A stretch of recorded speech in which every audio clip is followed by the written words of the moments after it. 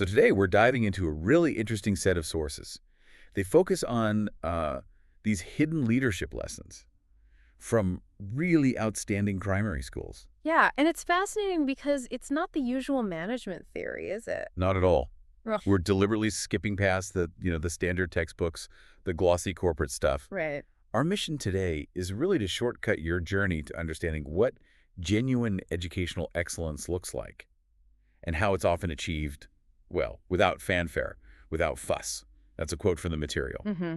Getting straight to the heart of it. Exactly. We want the subtle, the human-centered truths about what really makes a school shine. And that clarity is so important because the term outstanding, well, let's be honest, it's become a bit muddled. How so? Well, for a lot of places, it's just synonymous with, overwhelming data dashboards, endless performance metrics. Chasing the rate. Exactly. That relentless chase for external validation, like the big official ratings, can be pretty soul-crushing, actually. Yeah, I can imagine.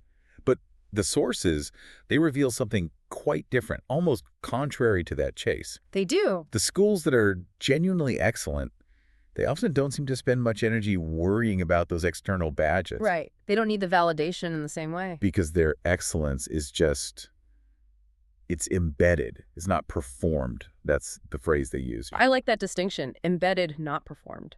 And apparently when you walk into these places, the energy is just palpable. It's electric. You feel it. Yeah, you see children carrying themselves with confidence, kindness, and curiosity. Another great quote there. And what's really fascinating, I think, is the core difference in the leadership's motivation. Go on. These truly excellent schools are not driven by trying to impress everyone else. They're driven by this singular, constant focus on how they can improve.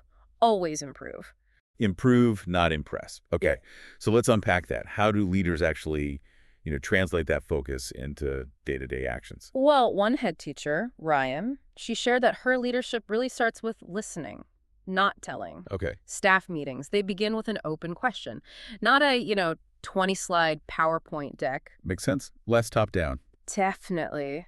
And get this detail about structure, the senior leadership team, the SLT. They don't sit in rows like a hierarchy. Ah, so how do they sit? They sit in a circle. In a circle. That's actually quite symbolic, isn't it? It is. Instantly symbolic. When the leadership team physically puts themselves on the same level, it just changes the dynamic. Levels the playing field. Right. It makes critique feel safer, makes open discussion the default. And once you understand that kind of foundational setup, we can start busting some of those myths about what outstanding really means. Okay, good. Let's do it. Myth number 1. Outstanding schools have perfect data. Absolutely not. That's a big one to bust. They don't have perfect data. They have honest data. Ah, okay. Honest data. What's the difference in practice? Huge difference. They know exactly where they're strong, sure. But crucially, they know where they're struggling. They're not afraid of the weaknesses. And they use that data. Strictly to diagnose and get better. They are definitely not trying to massage the numbers, as the source puts it, just to look good on paper. Right. Okay. So honest data, not perfect data. Yeah. Myth 2 is about the buildings. You need shiny new facilities. Yeah, another common misconception. The sources are really clear. Excellence can happen anywhere. Even in. We saw examples thriving in like old prefab buildings, classrooms with leaky roofs, mismatched furniture. It didn't matter. So the insight there is. It's not about the building. It's about the culture inside it. That's the key. If the culture is right, people will happily overlook the peeling paint. Culture over concrete. Got it. And myth 3. The school relies on a superhero head. The charismatic visionary who does everything. Nope. Wrong again. The best leaders described here are humble human leaders who build teams, not empires. Teams, not empires. I like that. They operate from trust. They delegate properly, deeply, and this is critical. They model vulnerability. They actually admit mistakes. Okay, admitting mistakes, that's big. Huge. And speaking of vulnerability, there's this fantastic anecdote in the sources. Oh, yeah. A head teacher was leading a safeguarding briefing, a really vital, serious meeting, but she was dressed in a full costume as the Gruffalo. Chuckles. Seriously, the Gruffalo. Seriously, the Gruffalo. Okay, that sounds hilarious, but wasn't there a risk? Doesn't that kind of undermine the seriousness of safeguarding? You'd think so, maybe. But the key is that leader had already built up years of trust. Loads of credibility. Ah, okay, so there was context. Exactly. The staff knew how important the meeting was. The costume didn't negate the seriousness, it just signaled humanity. It showed that being professional doesn't mean you have to be, sterile or robotic. Right, shows you could be serious and human. Precisely. And that kind of willingness to be vulnerable, to be human, Right. that's the perfect gateway to our next section, human-centered leadership, where relationships are absolutely everything. Okay.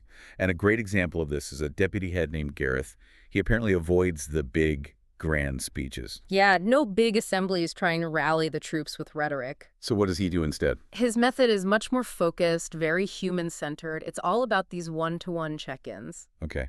Tell me more about those. Well, this is where that investment in people really pays off in ways you can actually measure. Right. Gareth made it a routine, almost like a personal mission, to know every single staff member's birthday, Wow.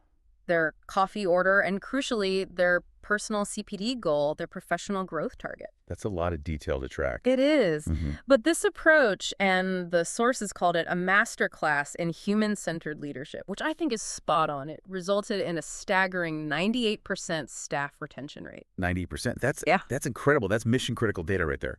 Absolutely. Forget shiny buildings, keep your great teachers. But hang on, how scalable is that? Knowing everyone's coffee order and having constant check-ins, doesn't that get completely overwhelming if the school grows? Yeah, that's the natural question, isn't it? That's the challenge. So how do they make it work? The sources suggest the scalability doesn't come from just doing more meetings, because you're right, that's impossible. It comes from ruthless prioritization. Prioritizing connection. Exactly. Gareth prioritizes that personal connection over some of the administrative tasks. He knows deep down that keeping a fantastic, experienced teacher is a much bigger win for the school long term than, say, submitting some report 5 minutes earlier. That's a powerful choice. It really is. And it proves that maybe the best retention tool isn't always just pay, it's this radical personalization, making every single person feel genuinely seen and valued. Okay, so that quiet excellence, that focus on people, it also translates into how they design their systems, right? Yeah, absolutely. Subtly but powerfully.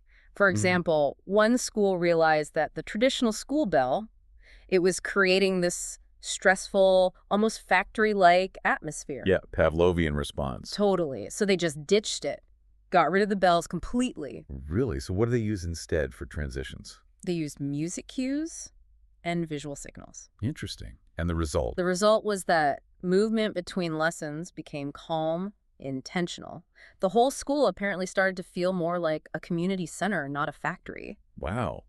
Such a small change, relatively speaking, but a huge cultural impact. Massive ripple effect. And there was another system change mentioned, maybe even more fascinating, about empowering students. Oh yeah, this was great.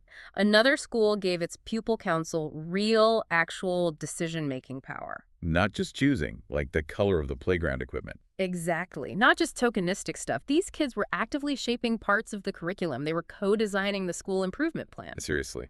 Co-designing the CSIP with primary kids. Yep. And the leadership team openly admitted that the pupils, through their really honest, unfiltered feedback, basically taught the adults what really mattered. That takes a lot of trust and vulnerability from the leaders. Tremendous trust. And that idea, that radical vulnerability and trust, it leads us straight into Section 3, the power of invisible routines and micro decisions. Right, because giving students that kind of power doesn't just happen. It requires consistent leadership behind the scenes. Exactly. Great leadership is often invisible in that way. It's rarely about the big dramatic moments. It's the quiet consistency. It's how leaders respond to small challenges, or just how they say thank you. Precisely, those small, everyday interactions. And the sources really emphasize that you just can't lead a school effectively from behind a desk all day. Yeah, I saw that. One head teacher talked about her essential, absolutely non-negotiable routine, corridor calibration. Corridor calibration, love that term. Me too. So what did it involve? It's quite a radical act of prioritizing, actually. For the first 20 minutes of her day, every day, she didn't touch her computer, didn't check a single email. Okay. So what did she do? She walked the school, made a point of greeting every single child she could by name. Every child. Or as many as possible. And she wasn't just saying hello, she was noticing cues, the atmosphere, kind of feeling the rhythm of the day, as she put it, before she got sucked into the admin bubble of the office. So prioritizing culture and presence over immediate email responses. That's it. Culture over email. And Deputy Head Gareth, the one with the check-ins, he had a similar routine, right? Popping into classrooms. Unannounced. That word stood out to me. Yeah, unannounced. And this is crucial, it wasn't about surveillance. Right, not checking up on them. No, he wasn't there to judge, wasn't holding a clipboard, ticking boxes. He might just literally pop his head in to say hello, or maybe read a page from the book the class is reading, or just watch the dynamic for like 2 minutes and leave. And because he did this often, and without any negative fallout, It just became normal. He became, as the source said, part of the fabric, not a clipboard in the corner. part of the fabric. That's a Yeah. great image. That consistency totally transforms how staff perceive leadership popping in. It's not scary, it's just Gareth being Gareth. Exactly. Builds huge trust. So beyond these bigger routines like walking the corridors or popping in, what about the smaller things? The critical micro decisions that constantly build or, I guess, erode that culture of trust. Yeah, the sources highlighted a few. One big one was establishing really clear intentional boundaries around well-being. Okay, like what? One school implemented a strict rule: no email replies after 6 p.m. I've heard of that. Does it work? Well, crucially, they didn't just make the rule, they supported it. They actively encouraged staff to schedule emails for the next morning rather than sending them late at night and creating pressure. Ah, so providing an alternative mechanism. Yes. And if someone did break the rule, they didn't get told off. They got a gentle reminder and a biscuit. Trickles, a biscuit. Apparently, it reinforces that the intention is care, not compliance. It's a gentle nudge, not a punishment. That's brilliant. Care over compliance. And tying into that, there was another policy mentioned, a no surprises policy. Yes, very important. Leaders basically committed to communicating really clearly, as early as possible, and often. Transparency was key. And what happens when things inevitably go wrong? Then it gets owned, not buried. That was the phrase. If there was a mistake or bad news, leaders took responsibility openly. Wow, that kind of radical transparency, that must be the absolute bedrock of trust, right? It's the currency of outstanding leadership, the sources suggest. When staff know that leaders will own mistakes, won't hide the bad stuff, they feel safe. Safe to take risks themselves, safe to give honest feedback upwards. Okay, so these routines, these micro decisions, they're like the engine of excellence. What about the fuel? What's the mindset driving these quietly outstanding leaders? What are their common traits? The sources picked out 3 key psychological traits. First, they are relentlessly curious. Curious how? They actively seek feedback, they read widely, often outside education, and fundamentally, they do not punish people who challenge their assumptions or ideas. So challenge is welcomed. Seen as a sign of a healthy culture, not disloyalty.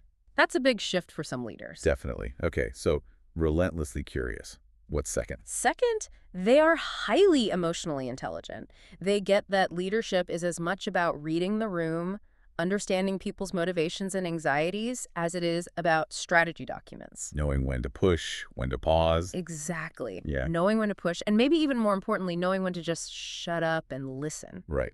And the third trait? Third, they are genuinely humble. They're not in it for personal glory. They deflect praise onto their teams. They celebrate other successes. They know they don't have all the answers? Precisely. They operate from this deep belief that the best, most innovative ideas often come from the quietest voices in the room, not necessarily the loudest or most senior. That humility. Mm-hmm.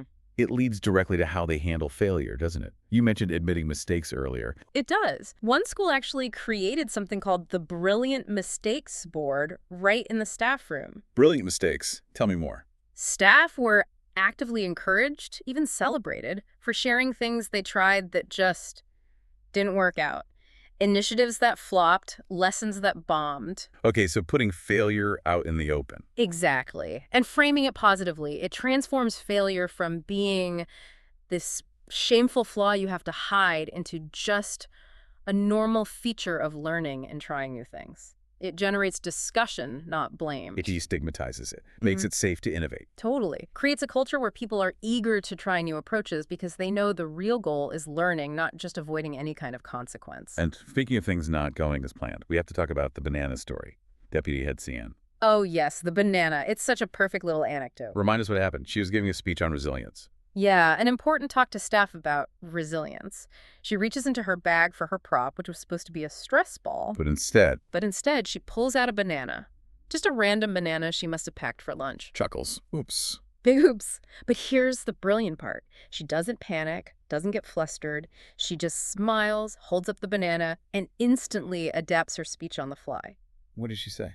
She said something like, well, I guess resilience means adapting to unexpected fruit, and carried on. Laughs. Yeah. That's fantastic. Adapting to unexpected fruit. Isn't it? And that tiny moment just encapsulates the whole point. It shows leadership as this immediate, authentic human adaptation. It completely trumps trying to be scripted or perfect. Yeah, presence over perfection. Exactly. It's about being real in the moment. Okay, so we've got these deep insights into culture, routines, mindset. Yeah. How do we actually take all this and embed it? If someone listening wants their school or organization to become, quietly outstanding. Well, the sources distilled it down to 3 core requirements. 3 C's: clarity, consistency, and courage. Okay, the 3 C's. Let's break them down. Clarity first. Clarity is about knowing your why. What's the absolute core purpose, the heartbeat of your school? Head teacher Ryan's school motto was kindness first, learning always. Simple, memorable. Very. And crucially, it wasn't just a nice phrase on a poster gathering dust. It was used. It was used actively every day to guide decisions. Decisions about behavior policy, about curriculum choices, even how they communicated with parents. It was their true north. Okay, so define your heartbeat. That's clarity. Next, consistency. Consistency means making time for the important, not just the urgent. Yeah. It means establishing those routines like the culture walks or corridor calibration and fiercely guarding that time. Blocking it out in the calendar. Blocking it out like it's the most critical meeting of the week, because culturally it probably is. It's about presence, not just performance metrics. Right. Makes sense. Clarity, consistency. And the third C was courage. Courage, and this is often the hardest one. It's the courage to be vulnerable, the willingness to admit openly and publicly when you or the leadership team got something wrong. Like the example of the behavior policy. Exactly. Deputy Head Gareth shared how they rolled out this new, really complex behavior policy, and it just bombed. Staff found it confusing, impractical, overwhelming. So instead of digging in his heels. Instead of doubling down and saying, you just need to try harder, he went to the staff and basically said, look, we got this wrong. It's not working. Let's fix it together. Wow. That takes guts. It does. But that act of vulnerable leadership, admitting the flop and asking for help, built far more trust and buy-in than any perfectly implemented policy ever could have. Okay, clarity, consistency, courage. Mm-hmm. Based on those mindsets and principles, did the sources offer any really practical, step-by-step strategies people could use? Yes, they pulled together 5 immediate, actionable strategies leaders could implement pretty much right away. Great, let's hear them. Strategy 1. Start every single meeting with a celebration. Doesn't have to be huge. Just inject that immediate moment of recognition, focus on people and positives before diving into problems. Nice. Okay, strategy 2. Create a culture calendar. Actually map out intentional moments throughout the school year, specifically designed to shape and reinforce your desired ethos. Be deliberate about culture building. Okay, a culture calendar. 3. Introduce leadership listening. Schedule regular, informal, one-on-one chats with staff members explicitly without a fixed agenda, just to listen, understand their world, build connection. Leadership listening. 4. Audit your visibility. Literally track where you physically spend your time during the week. Are you actually present in the corridors, classrooms, staff rooms, or are you unintentionally sequestered in your office? The data might surprise you. Good point. Audit visibility. And number 5. Build a robust feedback loop. And the critical part here isn't just collecting feedback. It's making sure you visibly act on the input you receive. Close the loop. Show your team their voice genuinely matters and leads to change. Right. Acting on it is key. Okay, 5 great strategies. Very practical. So if we were to synthesize this whole deep dive, pull it all together, what's the core message? I think the core message is crystal clear. Leadership isn't really a title you hold on a door plaque. It's a behavior you demonstrate day in, day out. Yeah. And truly outstanding leaders, these quietly effective ones, they focus their energy on building capacity in others. Yeah. Enabling their teams to thrive. To the point where, as one leader in the sources said, my job is to make myself redundant. Exactly. That's such a profound and counterintuitive leadership objective, isn't it? Make yourself redundant by building strength around you. It really is. And look, we know leadership can feel incredibly lonely sometimes. It's tough work. Very isolating. But hopefully, what comes through here is that every single conversation you have, Yeah. every small boundary you set, every micro decision, it all ripples through your school, your organization. Those ripples matter. So keep leading, keep making those choices, knowing that those quiet, consistent human efforts, that's what actually defines true, lasting excellence. Well said. Lead quietly. Lead boldly. Lead brilliantly. So maybe we leave you with a final thought to mull over, building on that idea of making yourself redundant. Okay, here it is.